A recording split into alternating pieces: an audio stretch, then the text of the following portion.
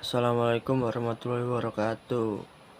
Perkenalkan, nama saya Narigi Arya Wisnu dengan NPM 41818191230006 dengan kelas paralel 1 dan mata kuliah anatomi manusia. Yang pertama itu sistem gerak pada manusia. Terus rangka tubuh manusia. Rangka tubuh manusia itu terbagi menjadi dua bagian. Bagian depan dan bagian belakang. Bagian depan itu seperti ada tulang selangka, tulang lengan atas humerna, tulang rusuk, tulang pengumpil, tulang hasta, tulang paha, tulang betis, tulang kering, tulang luas jari-jari kaki, tulang lutut, tulang dada, dan tulang tengkorak. Yang bagian belakang itu ada tulang belikat, tulang punggung, tulang pinggul, tulang telapak tangan, tulang pergelangan tangan, karpal. Selanjutnya, tulang itu terbagi menjadi dua. Ada bentuk tulang dan jenis tulang.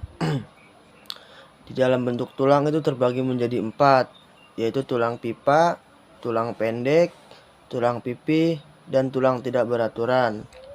Di jenis tulang itu terbagi menjadi 2, tulang rawan dan tulang sejati. Selanjutnya ada tulang tengkorak manusia. Dalam tulang tengkorak manusia itu ada seperti tulang ubun-ubun, tulang dahi, tulang tapis, tulang air mata, tulang hidung, rongga hidung, tulang pipi, tulang rahang atas, tulang rahang bawah, tulang pelipis, tulang rongga telinga, dan tulang rahang bawah. Selanjutnya, tulang belakang manusia. Di tulang belakang manusia itu terdapat 4 bagian. Yang pertama 7 ruas tulang belakang. Selanjutnya 12 ruang tulang punggung, 5 ruas tulang pinggang, dan 5 ruas tulang kelangka. Selanjutnya ada gangguan pada rangka manusia.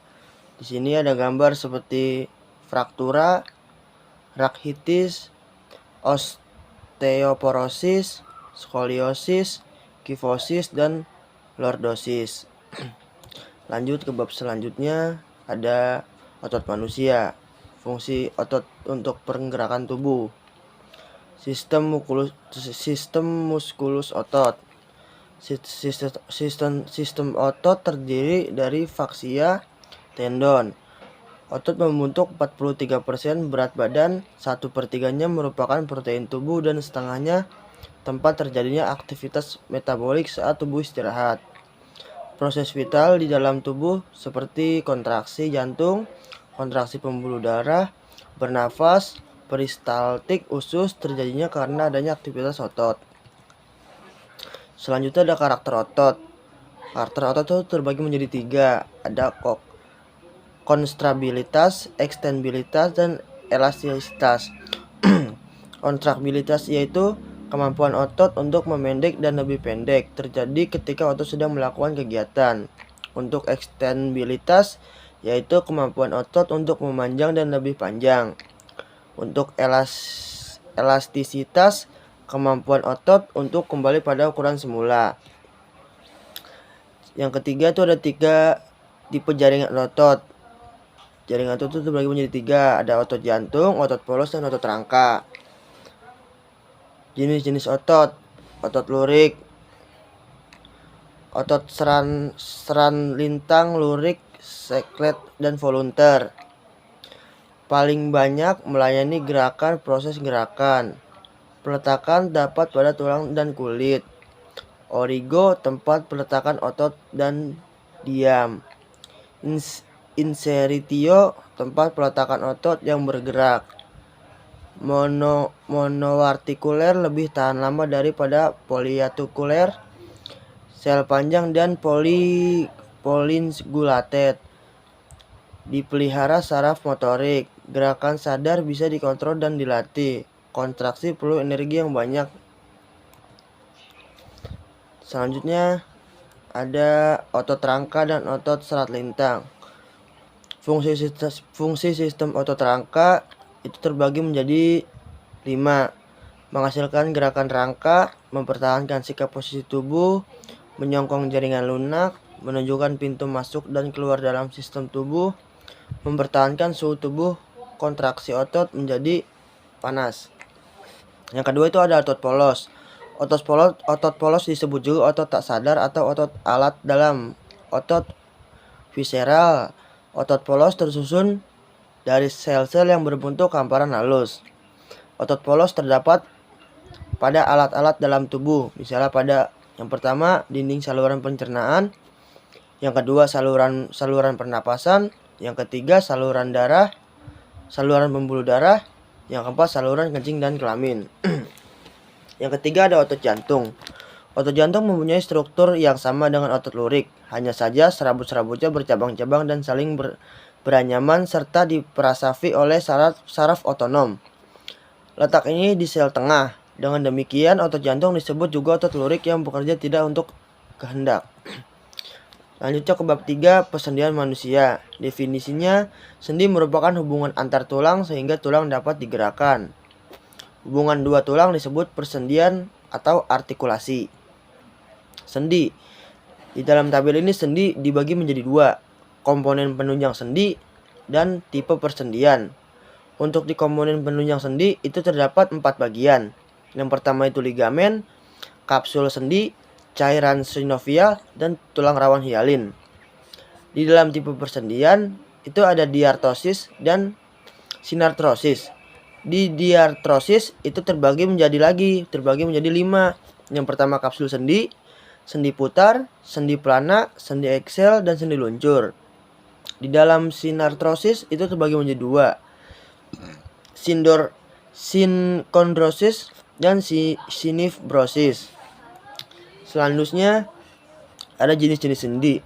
Jenis sendi itu terbagi menjadi 3. Sendi mati, sinartrosis, sendi kaku, amhiartrosis, dan ketiga sendi gerak, diartrosis. Selanjutnya sendi mati sinartrosis adalah persendian yang tidak memperbolehkan pergerakan. Dapat dibedakan menjadi 2. Sinartrosis sinifibrosis dan sinartrosis sinkondrosis. Selanjutnya ada sendi kaku, amhiartrosis. Persendian yang dihubungkan oleh jaringan tulang rawan sehingga memungkinkan terjadinya sedikit gerakan. Dibagi menjadi 2, sindesmosis dan simifisis. Selanjutnya ada sendi gerak, diartrosis. Diartrosis adalah persendian yang memungkinkan terjadinya gerakan dan dapat dikelompokkan menjadi 5, yaitu ada sendi peluru, sendi pelana, sendi putar, sendi luncur, dan sendi engsel. Sendi peluru yaitu sendi yang memungkinkan terjadinya gerak ke segala arah. Untuk sendi engsel yaitu sendi yang memungkinkan terjadinya gerak ke satu arah. Untuk sendi putar adalah sendi yang memungkinkan salah satu tulang berputar terhadap tulang lain. Untuk sendi geser yaitu sendi yang memungkinkan terjadinya sedikit gerakan bergeser. Untuk sendi plana adalah sendi yang memungkinkan terjadinya gerak dalam 2 arah. Selanjutnya ada ligamen. Ligamen berfungsi untuk membagi sambungan dan menempel pada tulang. Yang kedua, ligamen berfungsi untuk mencegah adanya diskulasi dan sekaligus berfungsi untuk membatasi rentang gerakan. Yang ketiga, hal tersebut disebabkan oleh sifat ligamen yang tidak elastis dan dapat meregang di bawah gaya regang, tension tertentu. Masuk ke bab 4, sistem saraf manusia. Sistem saraf itu ada 2, sistem pengendali dan sistem informasi. Berfungsi menerima data, mengelola bentuk respon, dan memberi perintah ke setiap organ tubuh untuk melakukan tindakan yang penting demi keadaan homeostasis. Saraf terbagi menjadi 4 fungsi. Yang pertama menerima informasi, mengkomunikasikan informasi antara sistem saraf, perifer, dan sistem saraf pusat. Yang ketiga, mengelola informasi. Yang keempat, menghantarkan informasi. Selanjutnya, ada sistem saraf tersusun. Ada dua tipe sel, yaitu neuron dan glia. Selanjutnya, sel saraf neuron. Sistem saraf yang ada pada tubuh manusia terdiri atas unit-unit kecil yang disebut neuron. Neuron atau sel saraf. Neuron yang berada dalam tubuh manusia jumlahnya triliunan. Neuron yaitu sel yang mempunyai kemampuan menerima impuls dan mengantarkan impuls. Neuron sel-selnya tidak mengalami pembelahan, sehingga jika sudah mati atau rusak tidak dapat diganti. Setiap neuron terdiri atas 3 bagian, yaitu badan sel, dendrit, dan akson. Selanjutnya ada neuron. Dendrit badan sel akson. Penerimaan rangsangan, penyediaan bahan makanan dan sel saraf. Dan akson membawa rangsangan dari bahan ke sel-sel saraf lain. Yang pertama itu selanjutnya ada dendrit. Dendrit yaitu juluran atau serabut pendek bercabang yang merupakan tonjolan dari sitoplasma pada badan sel. Di dalam dendrit terdapat badan nils dan mitokondrian. Dendrit berfungsi mengantarkan impuls ke badan sel. Yang kedua, badan sel merupakan bagian sel saraf yang mengandung nukleus atau inti sel dan tersusun pula sitoplasma yang bergranuler dengan warna kelabu. Di dalamnya juga terdapat membran sel, nukleus, anak inti sel, dan retikulum endoplasma tersebut memiliki struktur berkelompok yang disebut badan nisel. Yang ketiga itu akson. Akson dan neurit yaitu jaluran atau serabut panjang dari badan sel dan berfungsi untuk mengantarkan impuls dan dari badan sel menuju akson. Selanjutnya ada otak. Otak itu terbagi menjadi 3. Ada otak besar, cerebrum, otak kecil, cerebellum. Yang ketiga ada batang otak, brainstem. Selanjutnya otak besar cerebrum adalah bagian terbesar dari otak. Cerebrum terbagi menjadi 2 bagian, yaitu otak kanan dan otak kiri. Belahan otak kanan berfungsi untuk mengontrol pergerakan di sisi kiri tubuh dan belahan otak kiri mengontrol gerakan di sisi kanan tubuh.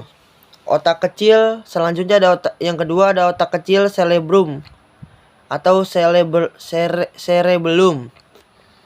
Merupakan bagian dari sistem saraf pusat yang terletak di atas batang otak yang memiliki fungsi utama sebagai pengendali gerak dan keseimbangan serta membantu kemampuan belajar dan mengingat kemampuan motorik.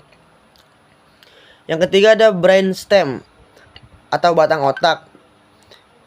Bagian otak yang terletak di dasar otak dan terhubung ke saraf tulang belakang. Selain itu, bagian otak ini juga berperan sebagai penghubung antara otak besar cerebrum dan otak kecil cerebellum dan saraf tulang belakang. Selanjutnya ada sumsum tulang belakang. Medulla spinalis terbagi menjadi 3. Ada 3. Berawal dari medulla oblongata ke arah cauda foramen magnum, berakhir di antara vertebra L1 dan L2. Penghubung otak dengan seluruh tubuh atau perifer. Yang ketiga berperan langsung dalam proses gerak refleks. Yang keempat mengandung 31 saraf spinal. Selanjutnya ada sumsum tulang belakang. Sumsum tulang belakang itu terbagi ada beberapa banyak bagian, yaitu cervix, toraks, lumbal, sakral, koksigeal, pendabelan cervix dan lumbal, cauda equina, conus medullaris, dan filum terminale. Selanjutnya ada fungsi saraf simpatis. Yang pertama pengendalian derajat vaktotriksi di kulit. Yang kedua pengendalian kecepatan pengeluaran keringat. Yang ketiga pengendalian frekuensi denyut jantung. Yang keempat pengendalian tekanan darah.